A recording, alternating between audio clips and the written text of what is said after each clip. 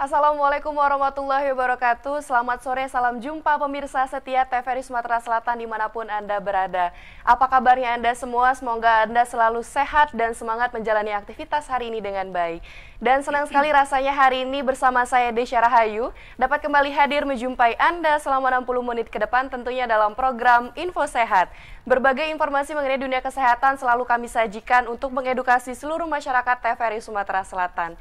Dan hari ini di Info Sehat kita akan membahas mengenai gizi.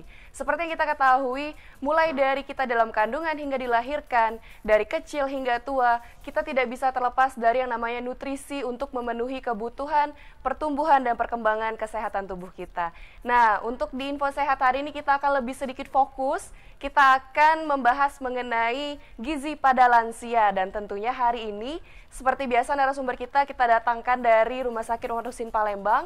Langsung saja kita berkenalan dengan Dr. Ane Rifaida, M.Gizi, SPGK, selaku spesialis gizi Rumah Sakit Muhammad Husin Palembang. Ya. Assalamualaikum dokter. Salam. Baik ya dok ya. Alhamdulillah. Sudah siap dok untuk berbagikan informasi kepada masyarakat Sumatera Selatan mengenai gizi lansia dok ya? Insya Allah. Insya Allah ya dok ya. Baik. Sebelum itu untuk pemirsa setia TVRI Sumatera Selatan yang sedang menyaksikan Info Sehat, hari ini, sekarang, Anda dapat berkonsultasi bersama Dr. Ane ya dok ya, langsung di line interaktif kami di 0711311454, atau bagi Anda yang ingin bertanya melalui WhatsApp atau SMS kami persilakan di 089893569962. Baik dokter, kita hari ini akan membahas mengenai gizi pada lansia dok ya.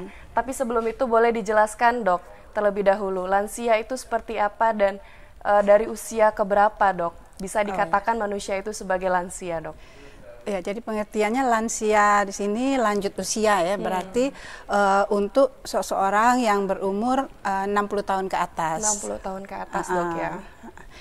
Nah, jadi seiring dengan meningkatnya angka harapan hidup, kan jumlah lansia juga semakin lama semakin meningkat. Nah, di Indonesia juga termasuk meningkat terus dari tahun ke tahun jumlah lansia. Nah, kita mengharapkan dan menginginkan lansia itu bisa berkualitas. Jadi menua dengan berkualitas. Artinya seperti apa dok itu dok? Menua dengan berkualitas dok ya. Artinya walaupun usia bertambah, tapi tetap sehat ya, kemudian tetap bisa berkarya, tetap aktif, tetap gembira, tetap bahagia, kemudian tetap bisa melakukan aktivitas sendiri, baik, dok, ya, dalam arti bisa mandiri, kira-kira seperti itu. Walaupun sudah berumur 60 tahun ke atas, tapi untuk mandiri itu tetap ya dok ya, jangan manja kalau kata orang tua dok ya. Baik, nah kalau berbicara mengenai gizi pasti tentunya tidak terlepas dari kata nutrisi ya dok ya. Kalau boleh tahu dok, peran nutrisi untuk meningkatkan kualitas hidup lansia itu seperti apa sih dok? Ya, jadi nutrisi itu berperan penting ya, nutrisi berperan penting dalam meningkatkan kualitas hidup lansia. Nah, di mana peran nutrisi itu ya? Nah, seperti kita ketahui dengan bertambahnya usia ya, itu terjadi perubahan-perubahan di dalam tubuh kita. Ya, terutama salah satu di antaranya itu adalah perubahan di komposisi tubuh ya.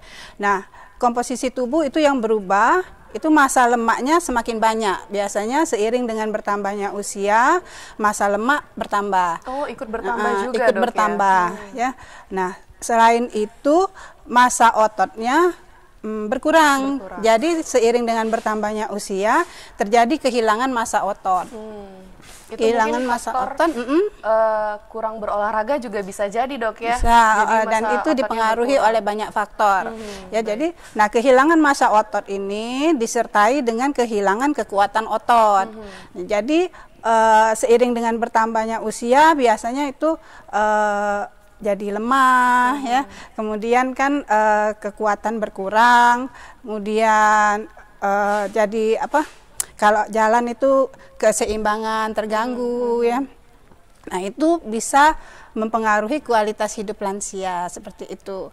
Nah, peran nutrisi itu ditambah lagi kalau aktivitas berkurang. Biasanya kan dengan bertambahnya usia, aktivitas berkurang biasanya ya. Nah, dengan aktivitas berkurang itu semakin semakin cepat dia kehilangan massa ototnya. Nah, itu pada kondisi yang normal sebenarnya tidak apa-apa ya, karena memang itu sudah kodratnya ya, seiring dengan bertambahnya usia.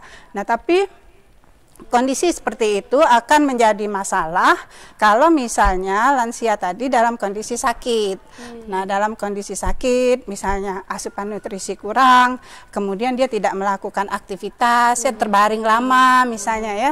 Nah, kehilangan massa otot ini bisa menyebabkan kondisinya menjadi semakin parah. Jadi maksudnya dia akan menjadi semakin lemah, malnutrisi kan, kehilangan berat badan, kemudian dia malnutrisi, kemudian penyembuhannya jadi lama, ya. Kemudian bisa jadi dia nanti menimbulkan ketergantungan, jadi tidak mandiri, dan bisa berakhir sampai kematian seperti itu. Ya, jadi peran nutrisi di sini nanti nutrisi itu membantu mencegah kehilangan otot tadi, seperti itu. Ya, jadi dengan asupan nutrisi yang baik, dalam jumlah yang sesuai dengan kebutuhan, dengan komposisi yang seimbang, nah, dia bisa membantu mencegah kehilangan massa otot yang berlebihan. Seperti itu ya, Dok ya. Apakah setiap nutrisi katakanlah lansia dan produktif, Dok, itu berbeda atau sama saja, Dok, untuk nutrisinya yang harus dipenuhi? Untuk nutrisinya ya, untuk kebutuhan ya, itu dia tentu saja berbeda ya.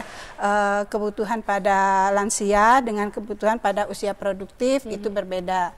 Karena tadi pada lansia kan sudah terjadi kehilangan massa otot dan kemudian aktivitasnya juga terbatas. Tapi itu per individu sebenarnya. Ada juga lansia yang masih tetap sehat kan, aktivitasnya masih cukup banyak.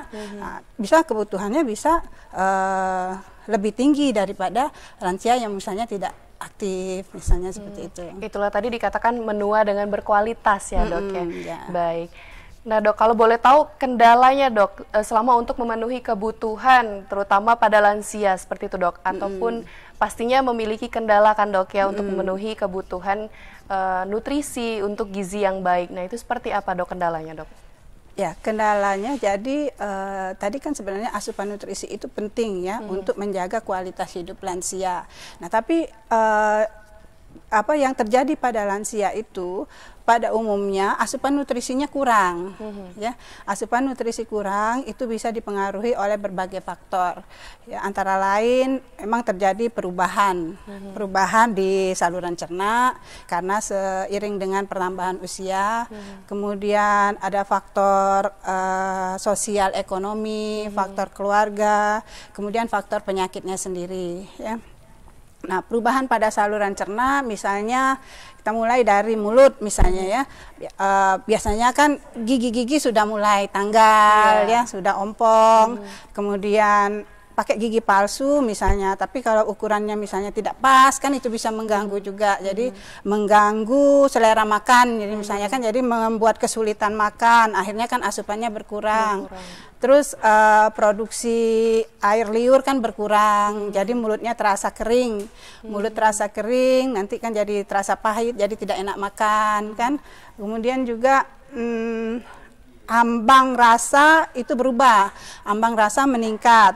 Jadi indera penciuman, indera pengecap itu berubah, ya. Ambang rasa manisnya meningkat, ambang rasa asinnya meningkat.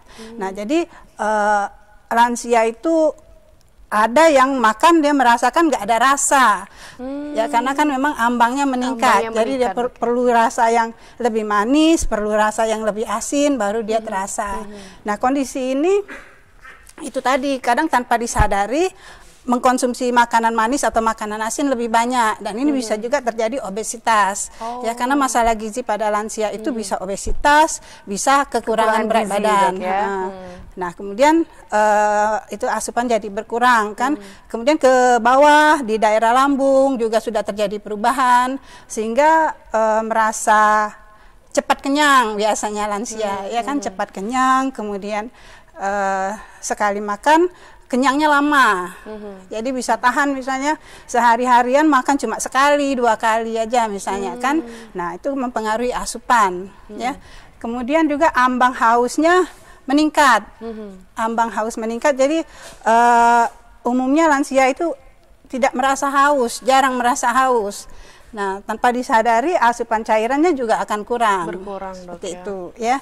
Nah, dari faktor lingkungan, misalnya dari faktor sosial, biasanya lansia itu kan lebih lebih perasaannya lebih halus ya.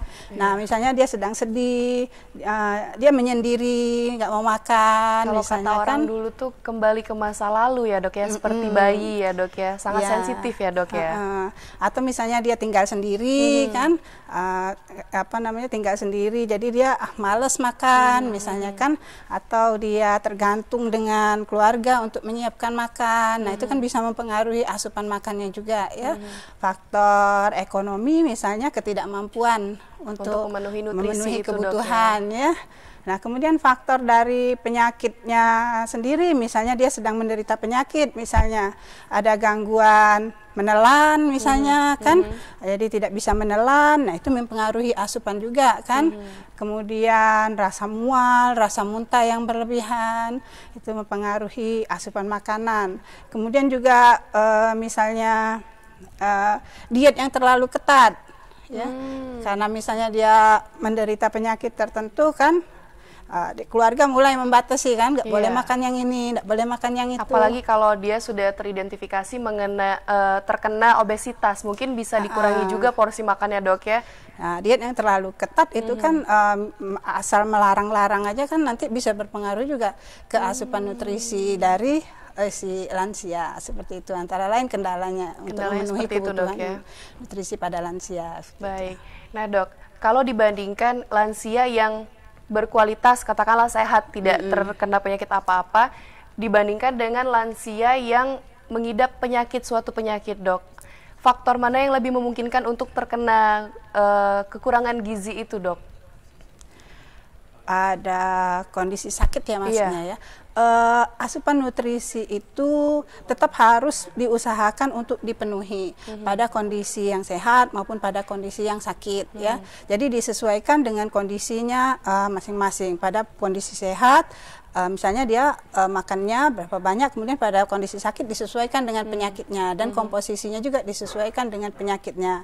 Nah, tentu saja yang pada kondisi sakit kan seperti tadi kan bisa menurunkan asupan makanan, bisa menurunkan asupan makanan. Kalau misalnya tidak cepat diatasi, tentu saja akan menurunkan kualitas hidupnya tadi kan, akan penyembuhannya akan lebih lama, kemudian risiko untuk ketergantungannya lebih tinggi. Lebih tinggi, Dok ya. Dan juga bagi yang sebelumnya sudah mengidap suatu penyakit, mungkin cara penyelesaiannya juga harus satu-satu dulu kali, Dok ya. Diselesaikan penyakitnya dahulu, baru mengatasi kekurangan gizi itu ya, Dok ya. Atau bisa asupan nutrisi yang sesuai dengan kebutuhan, asupan gizi seimbang sesuai dengan kebutuhan itu sudah merupakan bagian dari terapi sebenarnya. Ya, dia merupakan bagian yang terintegrasi dengan terapi. Jadi dengan memberikan asupan nutrisi yang bagus, kemudian dengan memberikan terapi dengan obat-obatan, dia harus sejalan seperti itu. Harus sejalan, Dok ya. Dikasih obat juga dikasih nutrisi juga, Dok ya. Baik. Nah, selama dokter berkecimpung di dunia pergizian, Dok, tentunya sudah banyak sekali mungkin masyarakat yang datang dengan keluhan kurang gizi atau dengan permasalahan gizinya. Nah, untuk yang lansia ini, Dok, seperti itu, seberapa sering dokter temui di Sumatera Selatan, khususnya di tempat dokter bekerja, Dok? Lansia yang kurang gizi maksudnya ya? Banyak sekali ya yang lansia yang dengan masalah. Kalau dibandingkan dengan kurang gizi masyarakat produktif dengan lansia, itu perbandingannya banyak lansia atau produktif justru, Dok? Sebenarnya yang produktif itu masalah gizinya beda lagi, dia obesitas ya sebenarnya ya kalau masa produktif ya. Nah, itu masalah gizi juga sebenarnya. Ya, kalau tapi yang lebih besar kemungkinan itu biasanya lansia, Dok ya, karena tadi banyak sekali faktor yang untuk menyebabkan berat badan kurang ya, iya, untuk berat itu, badan Dok, kurang. Ya. Tapi untuk masalah malnutrisinya pada usia produktif bentuknya obesitas. Kalau lansia itu biasanya kurang gizi, Dok ya? Biasanya kalau lansia itu kurang berat badan, penurunan berat badan biasanya. Baik. Nanti kan kita terus sekali lagi perbincangan kita, Dok ya. Untuk pemirsa setia TVRI Sumatera Selatan yang sedang menyaksikan Info Sehat, jangan kemana-mana, kami akan kembali lagi saat lagi.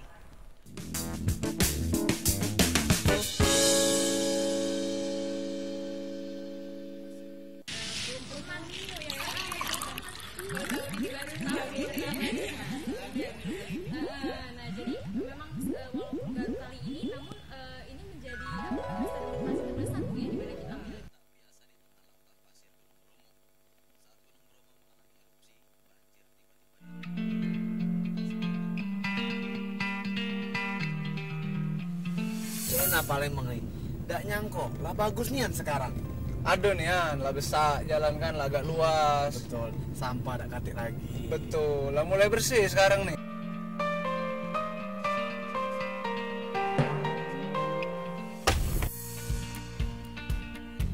Astaga, pancak ini galau wong Indonesia, pancak penuh dunia ini dengan sampah.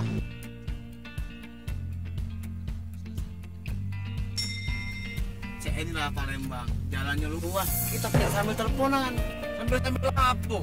Tidak boleh lor, nyopir sambil teleponan.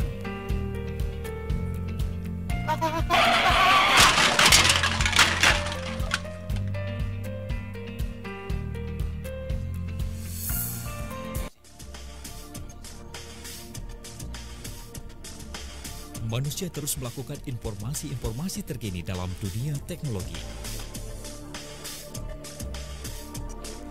Membantu mempermudah dalam hampir segala aspek kehidupan. Selalu perbaharui informasi Anda seputar teknologi hanya di TVRI Sumatera Selatan.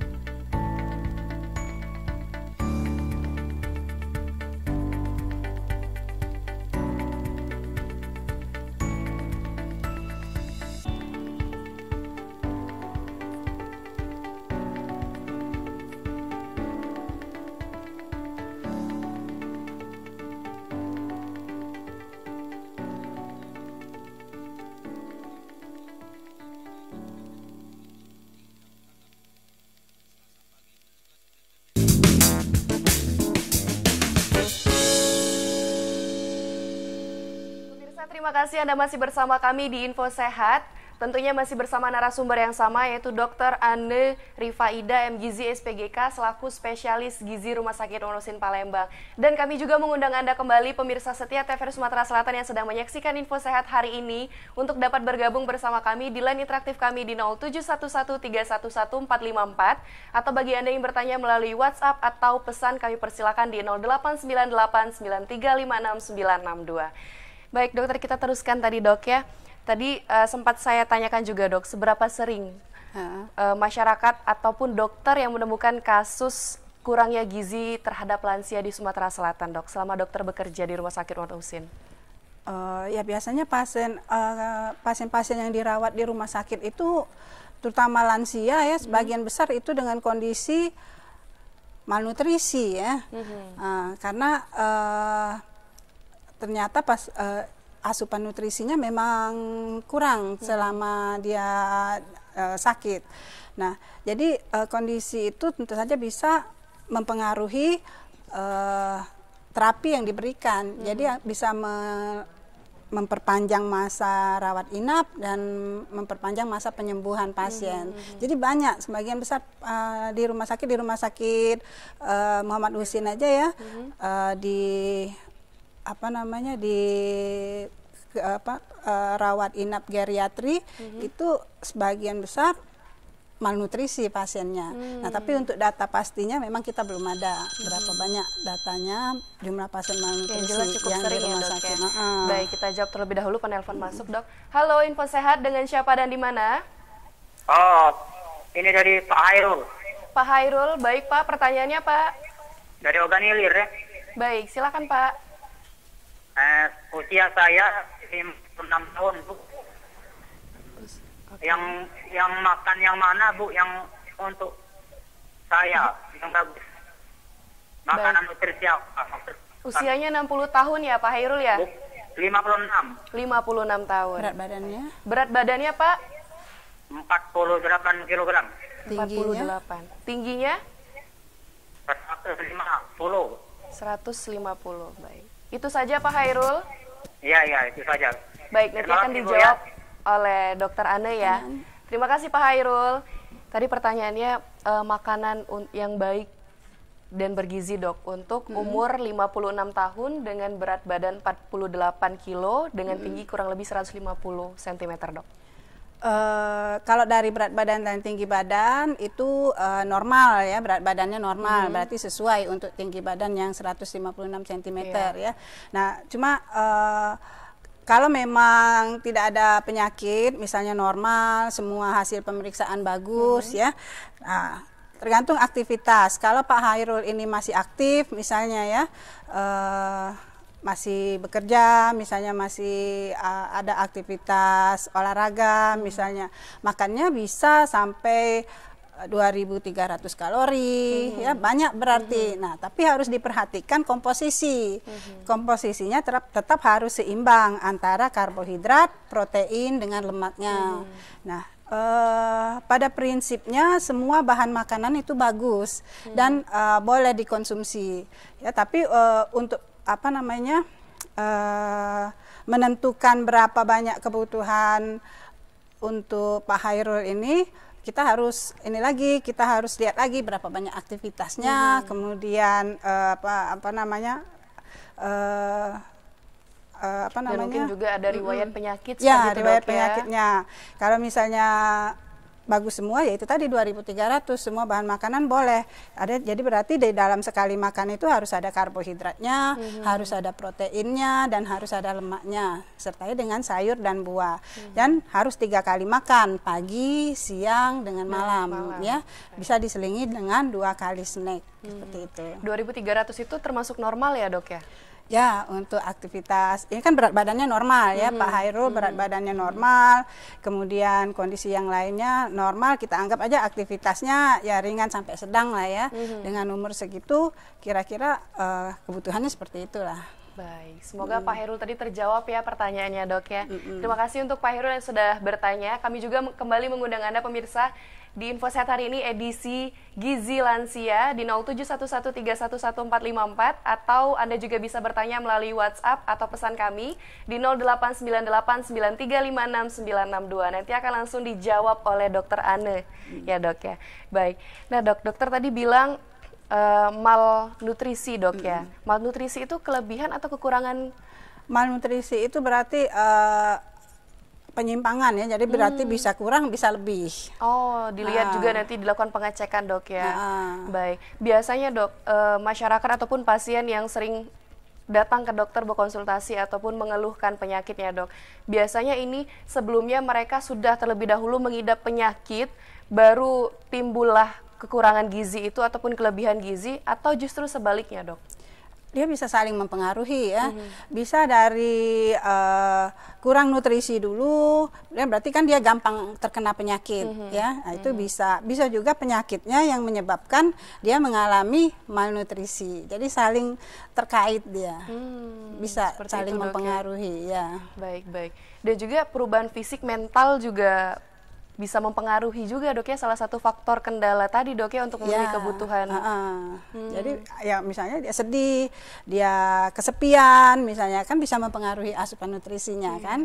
Baik, berarti di situ secara tidak langsung peran keluarga juga sangat berpengaruh dok ya, terutama untuk fisik mungkin dan mentalnya juga. Berarti keluarga juga harus sering-sering menghibur ya dok ya, jangan cuma sekadar memberikan asupan makanan saja, tetapi juga mungkin dihibur, diberikan refreshing agar juga mental dan fisiknya sesuai ya dok ya, seperti itu dok ya. Jadi peran keluarga mungkin harus lebih peduli ya kepada lansia ya. Jadi mungkin perlu ditanya sudah makan atau belum, seperti itu kan. Nah mungkin lebih diperhatikan lagi lansia yang ada di sekitar kita, mungkin seperti itu. Baik, kalau boleh tahu dok, peran keluarga selain ibaratkanlah memberikan makanan asupan yang baik seperti itu dan juga merawat, selain itu ada nggak dok? Karena yang saya tahu juga peran keluarga itu sangat berpengaruh sekali terhadap lansia dok ya, apalagi mengingat bahwa tidak banyak lansia di Sumatera Selatan juga yang sehat seperti itu dok. Kebanyakan yang mereka mengeluhkan penyakit apapun itu, entah kurang gizi, entah penyakit dalam lainnya seperti itu dok. Kalau boleh diceritakan seberapa besar dok peran dari keluarga ini dok? Ya misalnya saja untuk pasien ya, untuk pasien yang dirawat di rumah sakit dengan kondisi penyakitnya dia mengalami tidak nafsu makan misalnya kan. Nah atau dia yang dirawat di rumah misalnya dia tidak nafsu makan. Nah di situ peran keluarga sangat penting ya kan, membantu menyiapkan makan, kemudian membantu makan, membantu si pasien untuk makan misalnya kan. Nah apalagi misalnya dia nggak bisa makan melalui mulut misalnya, dia harus makan melalui selang di rumah. Itu sangat besar lagi peran keluarga untuk membangkitkan semangatnya supaya dia bisa cepat pulih, cepat bisa makan melalui oral lagi seperti itu. Kemudian ya membantu menghibur supaya lebih semangat untuk sembuh seperti itu. Baik. Dan secara tidak langsung juga keluarga harus tahu juga dok ya, memiliki pengetahuan mengenai kebutuhan gizi lansia dok ya. Kalau boleh tahu, kebutuhan gizi lansia dengan masyarakat produktif itu sama atau beda dok? Kebutuhan nutrisi seorang itu dipengaruhi oleh umur, dipengaruhi oleh berat badan, kemudian dipengaruhi oleh aktivitas ya.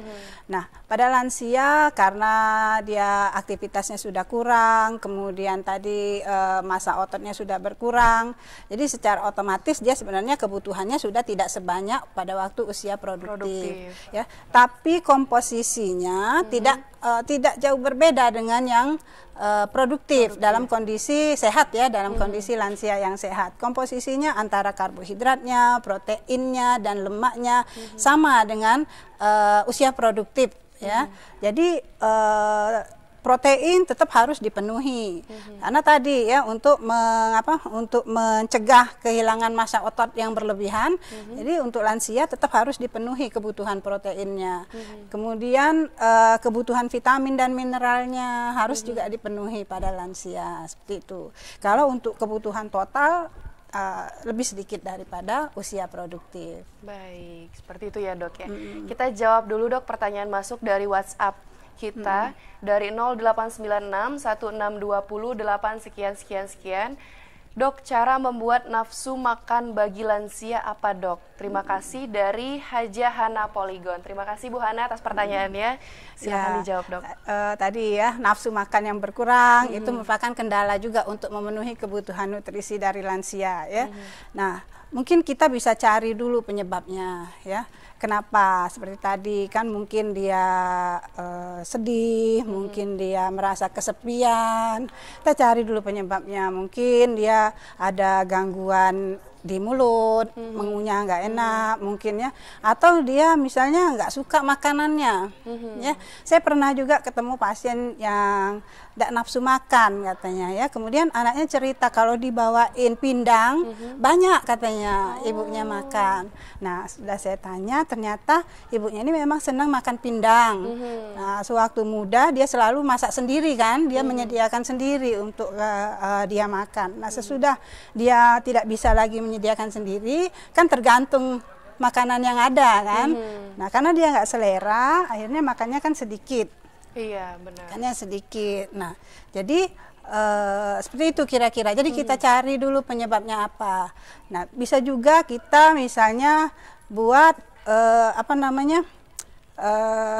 porsinya kecil. Porsinya kecil tapi kita berikan lebih sering. Mungkin bisa lebih membantu Dok, orang ya. tua kita tadi. Intinya misalnya. nanti mungkin sering-sering ngobrol, ajak ngobrol Dok ya, maunya apa, makan apa. Jadi kita juga tahu keinginan mereka itu seperti apa Dok ya.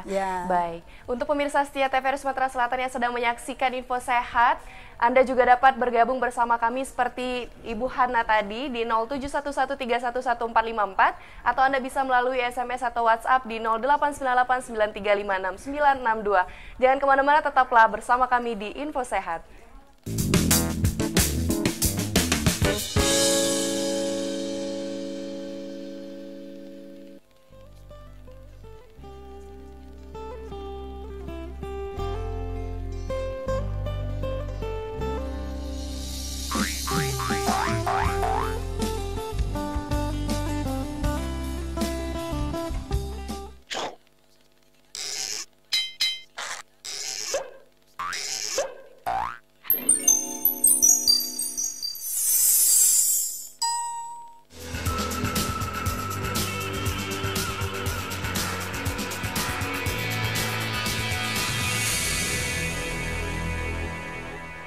Pertama kali, televisi masuk ke Indonesia sekitar era 60-an dengan siaran TV hitam putih. Dalam perkembangannya, televisi mengalami transisi ke dalam format berwarna. Saat ini, stasiun TV masih menggunakan siaran sistem analog. Keterbatasan frekuensi di siaran analog di masa sekarang menyulitkan perkembangan pertelevisian di Indonesia. Seiring dengan kebutuhan masyarakat akan layanan siaran televisi yang lebih baik, maka pemerintah mencanangkan program migrasi siaran TV analog menuju TV digital. Siaran televisi digital mempunyai keunggulan pada kualitas gambar yang tajam dan suara yang jernih. Sedangkan TV analog tidaklah demikian. Kualitas TV analog sangat rentan gangguan gambar dan suara. Selain itu, sinyal digital dapat menampung program siaran dengan banyak channel. Saat ini siaran percobaan TV digital sudah bisa dinikmati. Untuk menerima siaran TV digital, kita tetap bisa menggunakan unit televisi yang ada saat ini hanya dengan menambah alat konverter atau set-top box. Cukup menggunakan antena yang ada, baik antena luar maupun antena dalam. Hubungkan kabel antena ke unit set-top box. Sambungkan kabel dari unit set-top box ke televisi yang ada. Carilah channel atau siaran TV digital layaknya mencari channel pada pesawat TV kita. Secara bertahap, TV digital bisa dinikmati oleh seluruh masyarakat Indonesia. Selain itu, bisa dinikmati di dalam mobil tanpa adanya gangguan gambar dan suara meski dalam keadaan berjalan. Di dalam suatu perubahan, pastinya akan terjadi pro kontra di kalangan masyarakat kita. Sosialisasi pemerintah terus dilakukan. Salah satunya dengan menghadirkan maskot TV digital burung nuri dengan nama Siarta, singkatan dari siaran digital. Dipersembahkan oleh Kominfo dan TVRI. Dalam hati bertanya selalu, berikanlah air. Mau bernyanyi dangdut, mau bergoyang dangdut. Di sini tempatnya, TVRI Sumatera Selatan dalam acara Goda Goyang Dangdut setiap hari Rabu pukul 14 sampai dengan pukul 15 waktu Indonesia Barat. Hanya di TVRI Sumatera Selatan.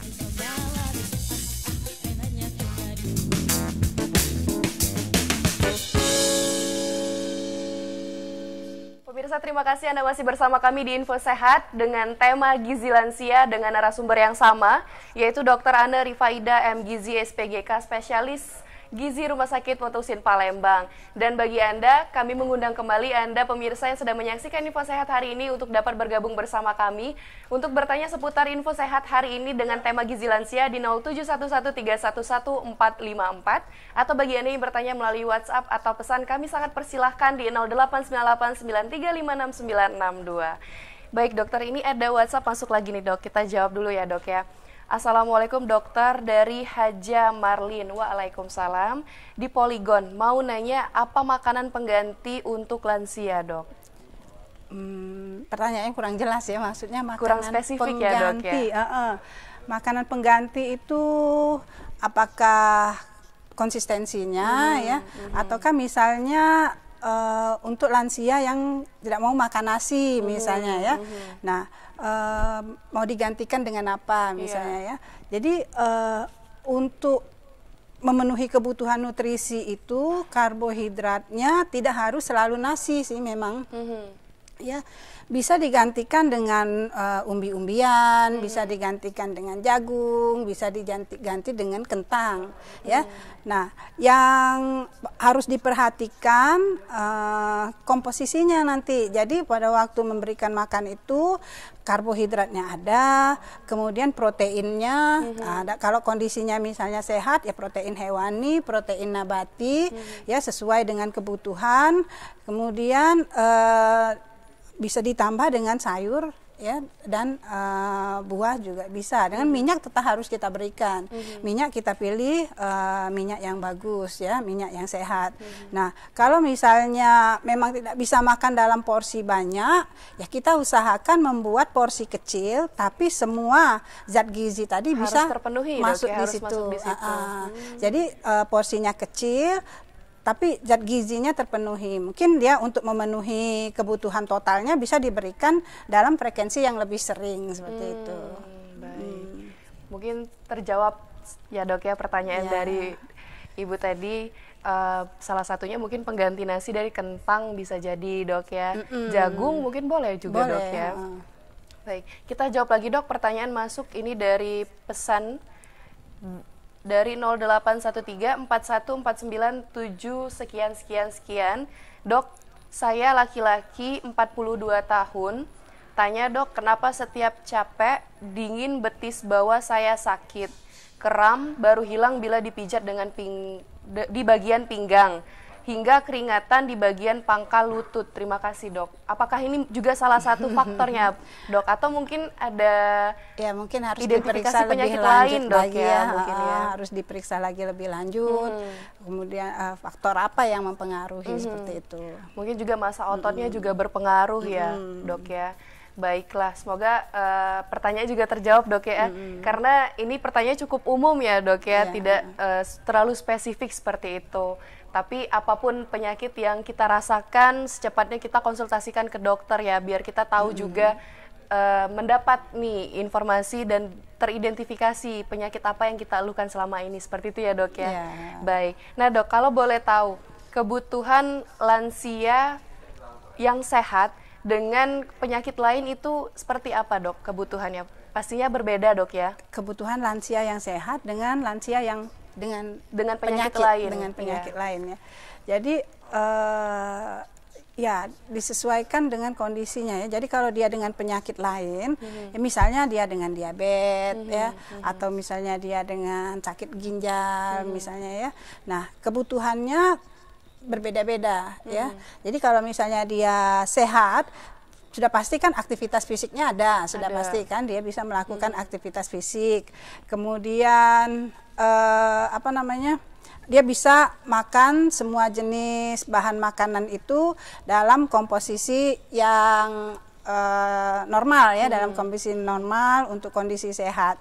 Nah, kalau dia sakit, yang pasti dia aktivitasnya berkurang ya. Kemudian dia ada faktor stresnya. Jadi berarti kebutuhan totalnya juga berbeda.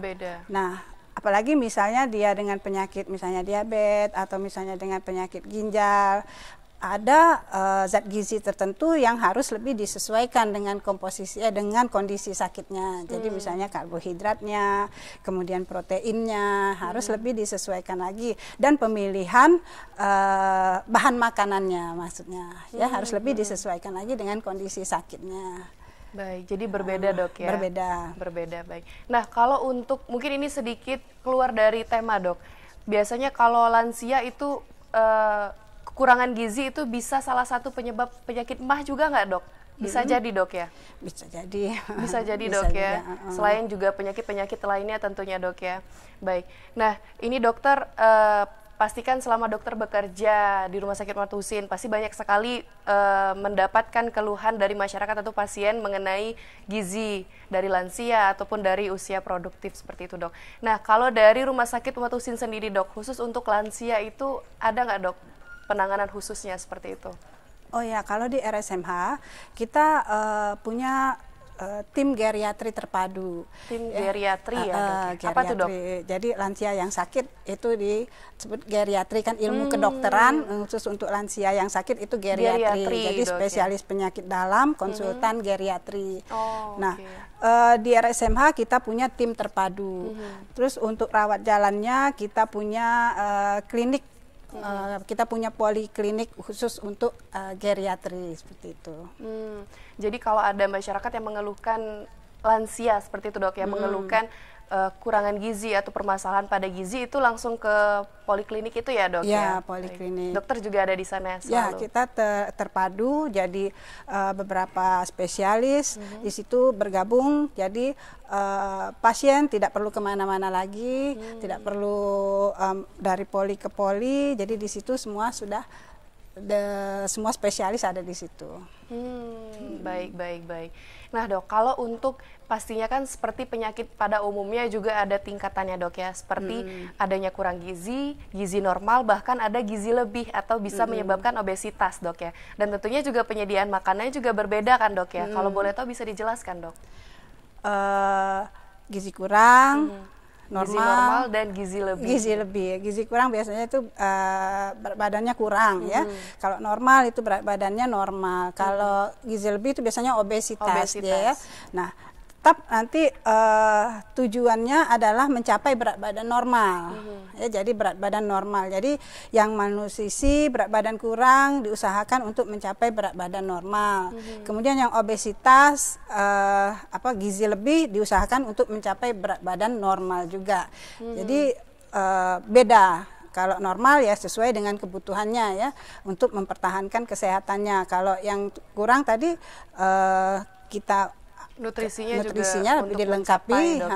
Kalau yang gizi lebih, nutrisinya kebutuhannya kita kurangi, tapi zat gizinya tetap. Harus semua zat gizi harus tetap diberikan seperti itu. Baik. Ini, Dok, ada lagi WhatsApp masuk dari 0896 1620 8 sekian. Dok, cara membuat nafsu makan bagi lansia. Oh, dia 2 kali, Dok, nanya ternyata. Buah apa yang cocok dikonsumsi bagi lansia yang mengidap penyakit jantung? Seperti itu, Dok. Berarti ini berbicara masalah buah-buahan, Dok. Sebenarnya semua buah boleh ya. Jadi yang lebih diperhatikan itu berapa banyak yang harus dikonsumsi oleh si pasien ya, oleh si lansia tadi. Jadi kita tetap harus kebutuhannya harus dipenuhi dulu. Jadi kebutuhannya dipenuhi, berapa dia harus mendapatkan asupan nutrisi. Jadi satuannya kalori. Jadi berapa kalori. Nah, nanti di situ karbohidratnya berapa banyak, proteinnya berapa banyak, lemaknya berapa banyak ya. Jadi dari sayur dan buah juga. Nah, buah ini merupakan bagian dari karbohidrat ya. Sebenarnya semua buah boleh. Semua buah boleh, Dok, ya? Tidak ada terkecualian, Dok, ya? Kalau dia misalnya sakit jantung ya, sakit jantung, ya berarti semua buah boleh. Yang seratnya tinggi berarti kan? Yang seratnya tinggi ya, Dok, ya? Seperti itu. Baik. Semoga terjawab ya pertanyaannya, Dok, ya, untuk masalah buah-buahan ini. Nah, kalau untuk sayur-sayuran, Dok, kan kita banyak nih, Dok, ada sayur yang berwarna, ada yang warna orange, hijau. Nah, itu yang dominan untuk gizi sendiri seperti apa, Dok, yang dibolehkan ataupun yang dianjurkan oleh dokter? Warna-warni ya. Warna-warni, Dok, ya? Jadi semua warna harus dikonsumsi. Jadi variasi, bervariasi itu lebih bagus karena tidak ada superfood ya, nggak ada makanan yang mencakup semua zat gizi. Jadi semua makanan itu saling melengkapi seperti itu. Harus terpenuhi, Dok, ya. Artinya kita juga harus mengetahui juga, Dok, ya, informasi mengenai gizi ini, Dok, untuk pemenuhannya, karbohidratnya berapa, apa aja, terus nutrisinya juga, Dok, ya, serta lemak juga, Dok, ya. Meskipun lemak bisa meningkatkan, Dok, ya, asal dengan porsi yang standar dan normal dok ya, seperti itu ya dok ya. Lemak tetap harus kita butuhkan, tetap kita butuhkan ya. Jadi tetap diberikan, tapi dalam komposisi yang sesuai dengan kebutuhan tadi ya. Dan kita pilih lemak yang tidak jenuh sudah pasti ya, lemak yang bagus gitu. Baik. Untuk pemirsa setia TVRI Sumatera Selatan dimanapun Anda berada yang sedang menyaksikan Info Sehat hari, tentunya banyak sekali informasi yang kita dapat mengenai gizi lansia dok ya. Kan biasanya kalau kekurangan gizi itu kita sering jumpai dengan anak kecil dok, tapi ini ternyata justru lansia merupakan penunjang terbesar juga dok ya untuk terkenanya kekurangan gizi itu dok ya, karena banyak sekali faktor penunjangnya. Baiklah, nanti akan kita teruskan lagi dok ya perbincangan kita mengenai gizi pada lansia. Untuk pemirsa jangan kemana-mana, tetaplah di Info Sehat.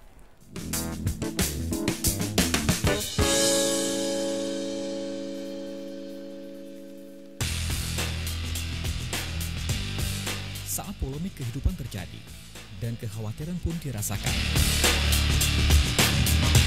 Di sini membahas setiap perubahannya. Kemanfaatan atau khasiatnya benar. Dengan itu bukan berarti.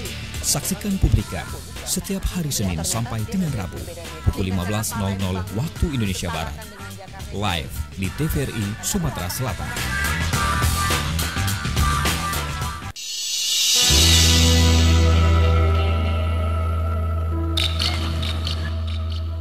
Pak beca jatuh, Bu. Kasihan tuh ibunya. Tuh. Ada ibu-ibu tuh kondisi jatuh. Ada ya. Bentar. Gimana kalau kita share di sosmed? Maaf ya, Bu. Maaf ya. Maaf. Bang, itu Bu jatuh tuh loh. Tolongin dong. Ya ampun, malah dibiarin doang. Tolongin itu. Ayolah. Jalan.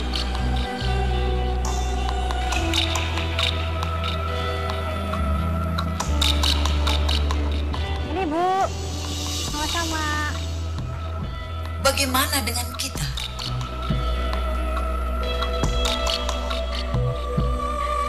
Sudahkah kita peduli?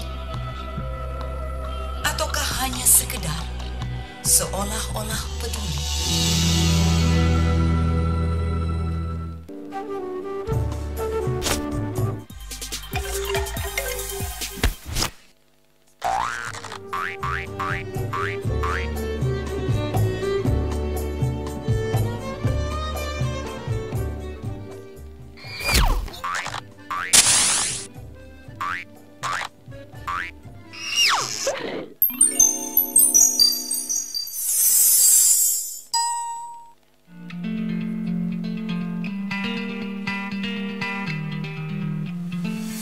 Palembang nih, nggak nyangkok lah bagus nian sekarang.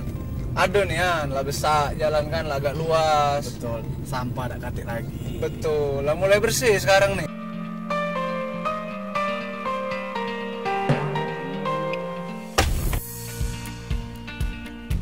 Astaga, pancak ini galau wong Indonesia, pacak penuh dunia ini dengan sampah.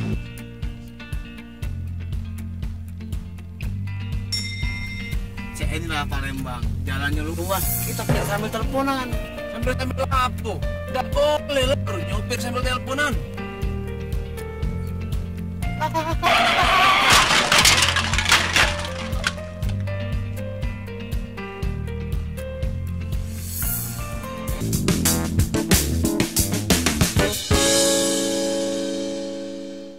Pemirsa, terima kasih Anda masih bersama kami di segmen terakhir di Info Sehat edisi hari ini dengan tema gizi pada lansia dok ya. Tentunya masih bersama dengan narasumber yang sama, yaitu Dr. Ane Rifaida FGizi SPGK, spesialis gizi Rumah Sakit Umat Husin Palembang. Dan kami juga mengundang Anda kembali pemirsa setia TVRI Sumatera Selatan yang sedang menyaksikan Info Sehat hari ini agar dapat bergabung bersama kami, berkonsultasi langsung dengan Dr. Ane di 07113114454, atau bagi Anda yang bertanya melalui WhatsApp atau pesan, kami persilakan di 089893569962. Baik dokter, tadi kita sudah berbicara panjang lebar nih dok mengenai kurangnya gizi pada lansia ya dok ya. Sekarang dok, cara untuk mendeteksi lansia apakah lansia tersebut sehat atau terkena malnutrisi, Dok, seperti itu? Cara mendeteksinya bagaimana, Dok? Mungkin kita cara mendeteksi apakah lansia itu berisiko ya mengalami malnutrisi ya, mengalami gizi kurang misalnya ya. Jadi kita perhatikan aja, kita dengan 2 pertanyaan yang gampang aja ya. Yang pertama kita lihat bagaimana asupan makannya, ya? Apakah kurang ataukah dia berlebihan asupan makannya, ya? Ataukah dia normal asupan makannya?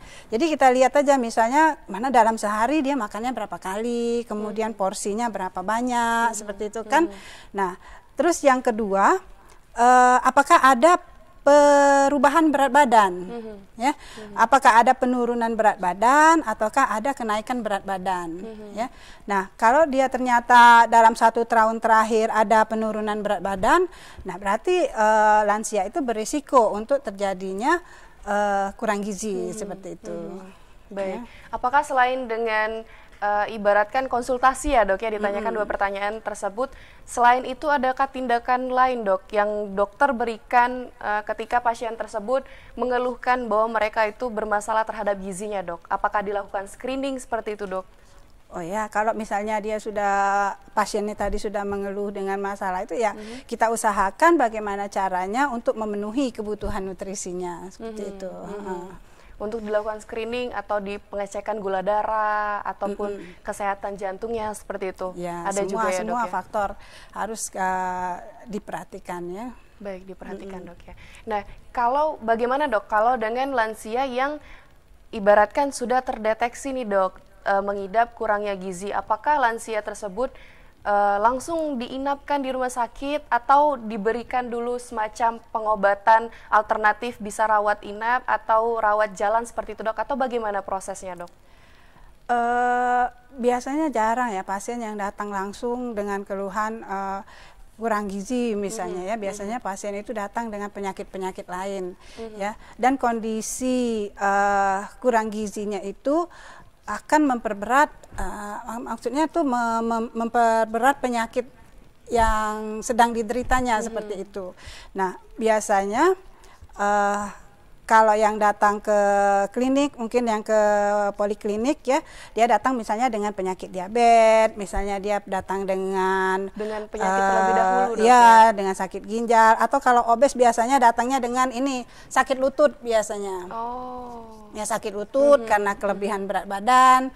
Nah, di situ nanti baru kita nilai status gizinya, kemudian baru kita berikan terapi nutrisi yang sesuai untuk pasien itu, seperti itu. Baik, tergantung juga dengan penyakit yang mereka derita sebelumnya, Dok, ya.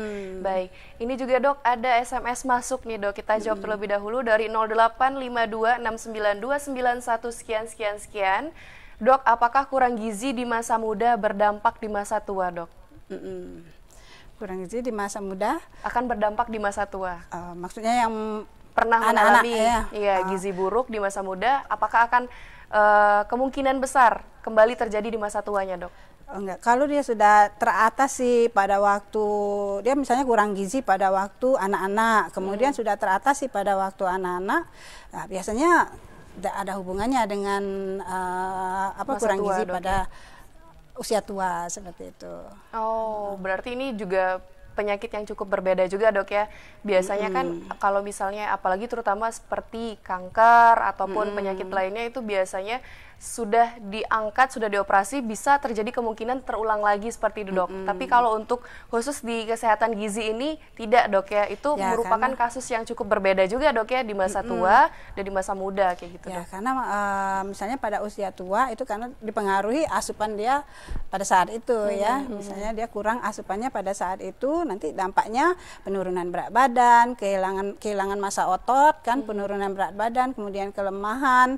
Nah, di situ nanti muncul di situ dia. Jadi tidak ada hubungannya dengan yang sebelumnya yang pada waktu tidak masa ada kecilnya. riwayatnya, Dok, ya, seperti itu. Baik.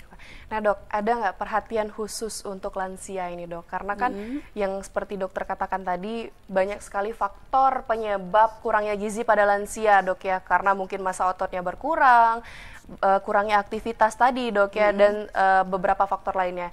perhatian khusus seperti apa dok yang akan diberikan untuk lansia khususnya yang mungkin sedang mengidap penyakit komplikasi dok dan juga kekurangan gizi oleh keluarga ya. Jadi harus diketahui bahwa lansia itu sebenarnya sangat berisiko untuk mengalami malnutrisi, baik gizi kurang maupun gizi lebih ya. Nah, kita sebenarnya mengharapkan sebagai keluarga, kita mengharapkan orang tua kita misalnya ya, walaupun usianya semakin bertambah, kita mengharapkan tetap berkualitas.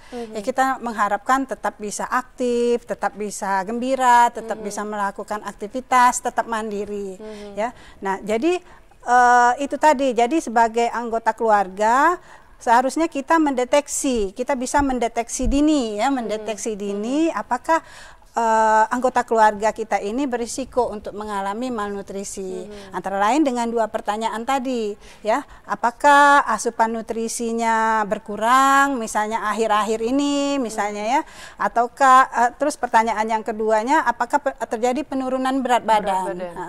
Nah, kalau misalnya memang asupan nutrisinya berkurang misalnya dan memang terakhir berapa bulan ini turun berat badannya, nah itu harus dicari penyebabnya apa ya, harus dicari penyebabnya apa dan kalau bisa secepatnya ditanggulangi supaya jangan sampai menyebabkan menurunkan kualitas hidup lansia tadi, seperti itu. Baik, dan juga tentunya dari lansianya juga harus ada kemauan ya dok ya, seperti untuk mau makan, mau berolahraga ringan dok ya. Jangan mungkin gara-gara ada faktor berat badan yang berlebih, katakanlah gizi yang berlebih atau obesitas tadi dok, menyebabkan lansia tersebut malas untuk bergerak dok ya. Bisa jadi itu dari lansianya sendiri juga harus bersemangat juga dok ya, agar hidupnya juga bisa lebih baik dok ya, seperti itu. Jadi saling menyokong ya, saling menguatkan, saling memberi semangat keluarga dan si lansianya dok ya. Nah, kesimpulan terakhir nih dok, harapan dokter untuk masyarakat ataupun mungkin lansianya tadi dok, yang ada di luar sana yang sedang menyaksikan Info Sehat hari ini. Harapan dokter untuk kedepannya agar kesehatan gizi di Sumatera Selatan ini membaik dok, setiap tahunnya seperti apa dok harapan dokter? Ya tentu saja harapannya supaya lansia itu bisa berkualitas hidupnya tadi ya, jadi harus waspada dengan risiko terjadinya malnutrisi pada lansia seperti itu. Nah, jadi harus dan tetap diusahakan hidup aktif seperti itu, hidup aktif, melakukan olahraga ringan mungkin ya, dan kemudian untuk masalah nutrisi. Kalau misalnya memang menghadapi kendala, misalnya bingung ini sakit ini, jadi keluarga jangan langsung melarang misalnya semua makanan tidak boleh dimakan.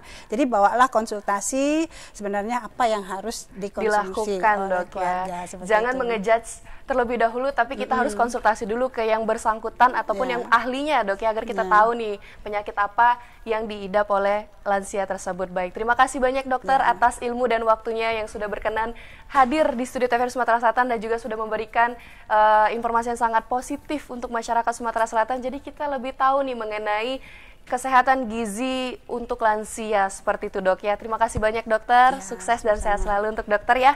Semoga di lain kesempatan kita bertemu lagi. Untuk pemirsa setia TVRI Sumatera Selatan yang sedang menyaksikan Info Sehat hari ini dengan tema gizi pada lansia, terima kasih banyak. Semoga apa yang disampaikan oleh dokter Ani tadi dapat bermanfaat untuk kita semua. Jadi kita lebih tahu mengenai kesehatan terhadap lansia. Jadi jagalah keluarga kita dok ya. Jangan sampai terkena kekurangan gizi apapun penyakit lainnya. Akhir kata saya Desya Rahayu mewakili seluruh kerabat kerja yang bertugas pamit undur diri dari hadapan Anda. Dan jangan lupa tetap saksikan Info Sehat dan juga program-program lainnya tentunya hanya di TVRI Sumatera Selatan. Wassalamualaikum warahmatullahi wabarakatuh. Selamat sore dan sampai jumpa.